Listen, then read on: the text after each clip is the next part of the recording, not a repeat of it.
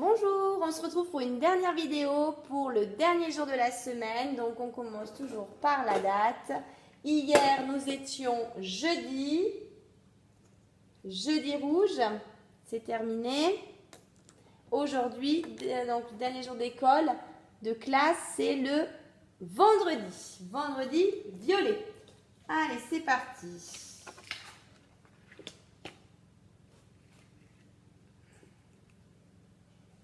Oh, je déjà lui. Voilà. Vendredi. Voilà. Et demain, le jour d'après, nous serons samedi. C'est le week-end, le premier jour du week-end, samedi.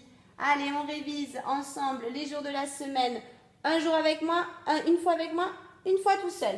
Lundi, mardi, mercredi, jeudi, vendredi, samedi et dimanche. À vous.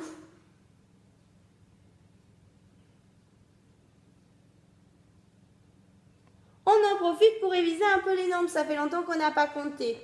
Alors, d'abord, ensemble avec moi et ensuite tout seul. 1, 2, 3, 4, 5, 6, 7, 8, 9 et 10. À vous.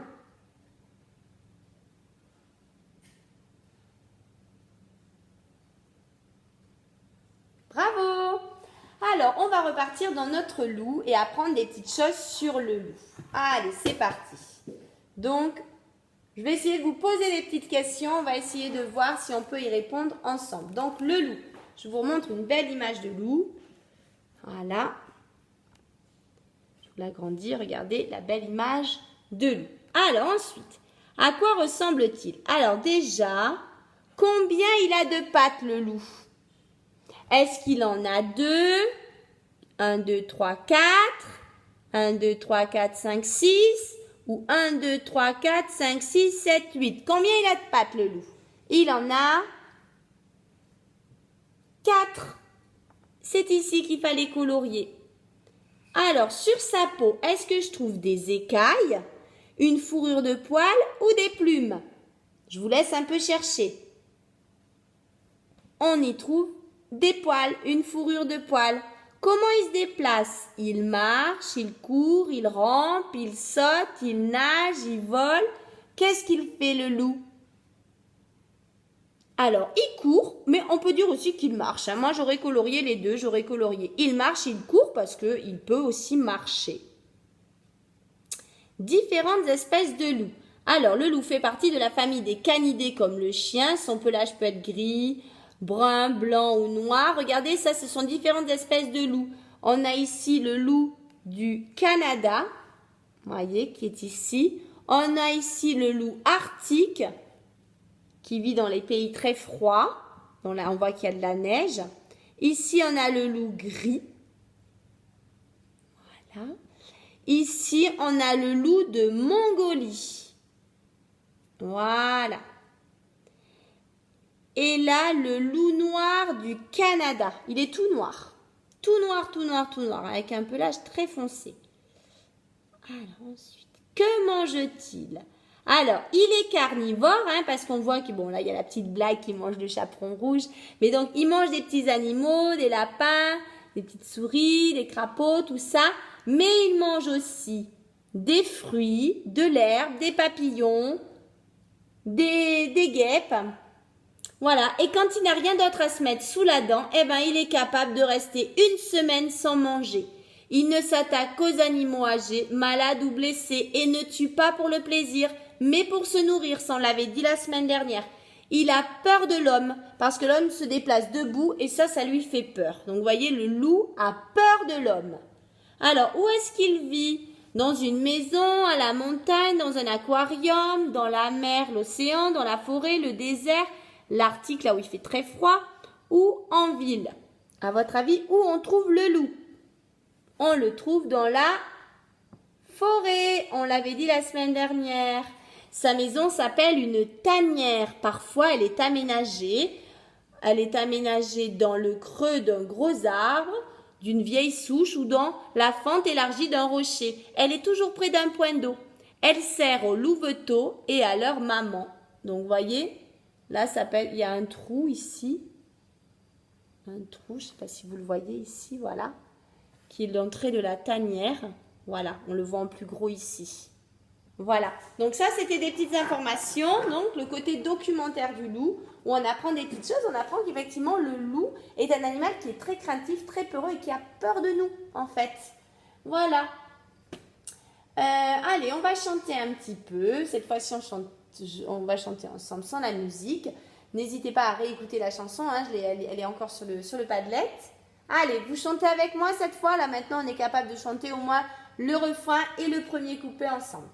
Qui a peur, qui a peur, qui a peur du loup? C'est pas moi, c'est pas moi, c'est peut-être vous. Qui a peur, qui a peur, qui a peur du loup? C'est pas moi, c'est pas moi, c'est peut-être vous. Je l'ai vu courir dans les bois, la gueule ouverte, les crocs comme ça.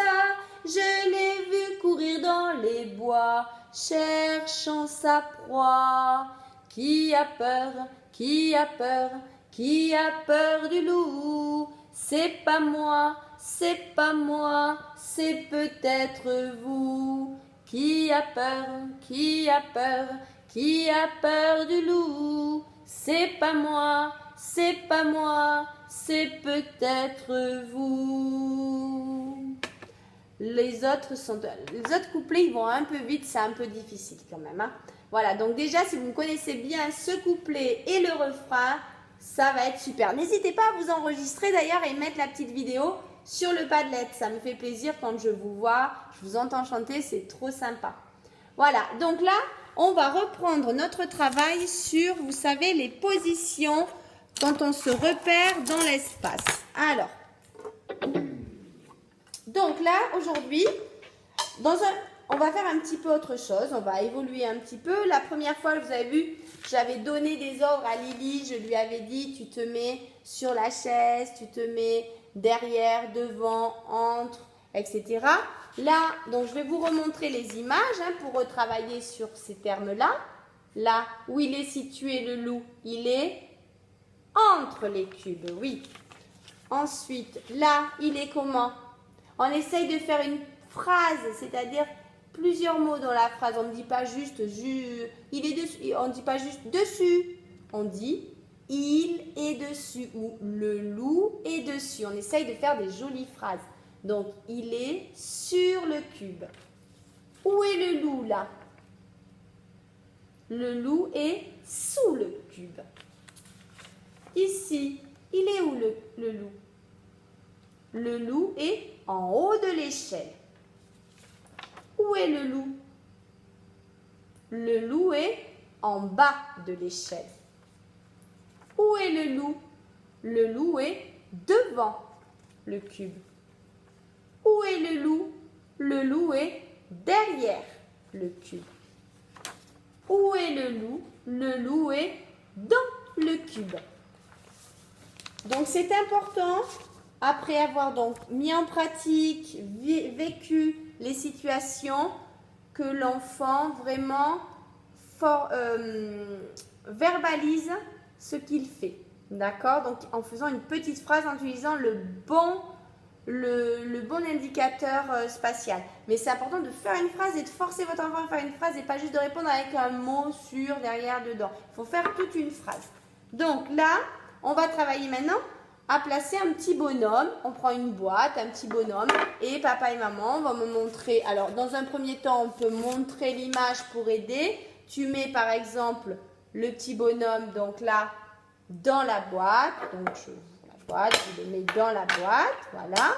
Je peux forcer l'enfant à faire la phrase. Alors, il est où ton bonhomme? Il est dans la boîte, voilà. Mais je peux aussi ne plus montrer les images, c'est juste l'aide au cas où l'enfant ne se souvienne pas. Et là, vous allez lui demander, tu places le petit bonhomme sur la boîte. On regarde ce que fait l'enfant, on valide, on cherche la bonne image qui correspond. Donc, je cherche dans mon petit tas. Voilà, et je trouve, il est sur la boîte. Maintenant, tu me mets le petit bonhomme derrière la boîte. Donc, je vais le faire devant vous. Hop, Je le mets derrière. On ne le voit plus. Je cherche la bonne carte. Le loup est derrière le cube. Mon bonhomme est derrière la boîte. Etc. etc. Donc il faut voilà, faire vivre maintenant. Essayez que l'enfant place un petit bonhomme par rapport à un objet.